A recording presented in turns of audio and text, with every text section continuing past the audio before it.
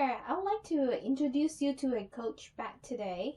If you're looking for, something that is nice and big, this is definitely one of them. This is the Pennie Colorblock shoulder bag. As you can see, it has different interesting materials here. And the handle here is black. And the nice thing about this one here, it comes with this grainy leather.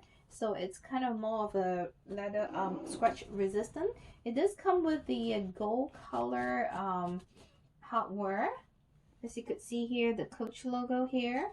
And it comes with a leather hand tag. I'm going to go a bit closer. And this is the side. And this is the back. It has a zipper for keys and whatnot. And that's the other side. And that's the bottom here. So the bottom does come with a darker brown leather. The front here is a chalk as well as the bag here. And then it got accentuated by the black color. And so this is the magnetic clasps. Two sides magnetic clasps on this side as well. Let's take a look on the inside. Let's see. I do have this strap here, if you could see it, for crossbody wear. It's really pretty. And on the inside, it comes with the linen lining here.